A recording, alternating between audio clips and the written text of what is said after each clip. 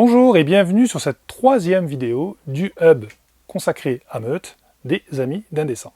Cette troisième vidéo, elle va vous parler, encore une fois, d'un travail solitaire, du travail de meneur, mais cette fois-ci après la session, quand vous allez vraiment vous mettre à c'est quoi ma campagne. Alors pour cela, cette fois-ci, vous êtes quand même beaucoup mieux armé qu'au tout départ. Vous avez d'abord les notes que vous avez prises avant la session.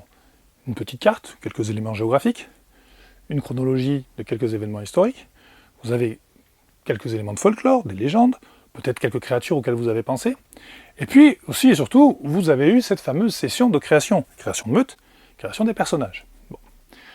Ce n'est pas rien cette session, c'est ni plus ni moins que la lettre de commande de vos joueurs, ceux qu'ils ont envie de jouer. Eh bien là, il ne faut pas les trahir. Là, il faut répondre à la commande, c'est-à-dire que bon, si on est parti sur quelque chose avec beaucoup de surnaturel, ou si on est parti sur quelque chose avec plutôt une confrontation à la société humaine, vous vous rendez bien compte qu'il va falloir aller plutôt dans une ou l'autre des directions. Donc la première chose, ça va être celle-là. Identifier les moteurs d'intrigue. Quels vont être les points forts, les ennemis, les éléments qui vont intriguer vos joueurs. Moteur d'intrigue, c'est en gros ce qui va mettre en action vos joueurs, ce qui va les intriguer, il va les pousser à faire quelque chose. Bien. Tout ça, vous avez ce que propose le livre. D'ailleurs, il y a un chapitre qui s'appelle « Mener les loups dans Meute », page 95, auquel je vous invite à vous référer. Et puis, il y a ce que vous aurez créé avec vos joueurs, qui va éventuellement vous permettre de préparer des petites choses. Des moteurs d'intrigue, mais aussi le thème de votre campagne.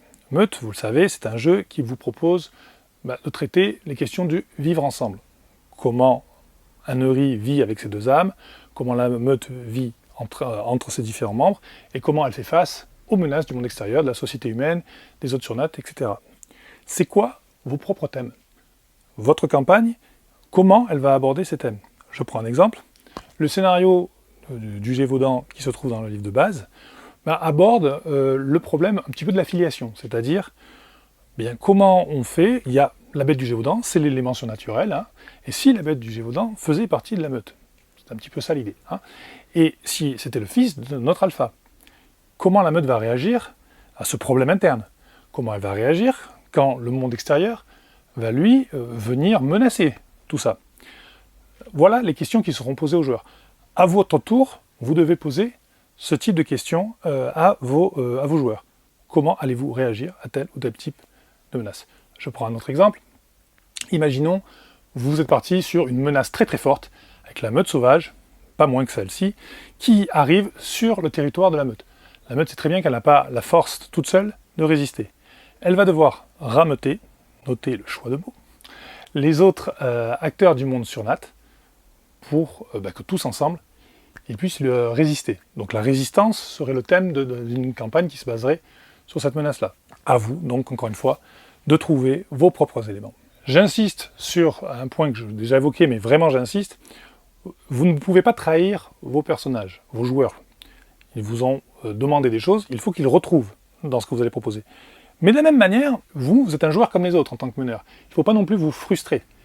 Il faut aussi que vous puissiez proposer des parties qui vous intéressent et des éléments qui vous intéressent. Donc, il va falloir transiger. Comment on fait? En fait, vous reprenez ce que vous avez noté, vos notes d'avant la partie, ce que vous avez noté pendant la création.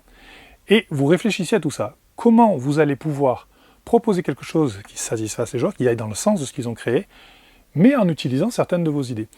L'idée vraiment importante là-dedans, c'est que certes, vous devez proposer quelque chose qui aille dans le sens de la création de groupe, sinon à quoi bon faire une création de groupe si c'est pour ne pas le respecter.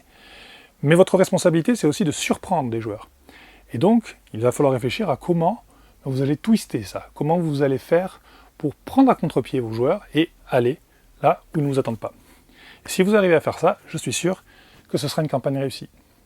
Merci à vous d'avoir visionné cette troisième vidéo et l'ensemble de ce hub consacré à Meute, et merci encore aux Amis d'Indécent.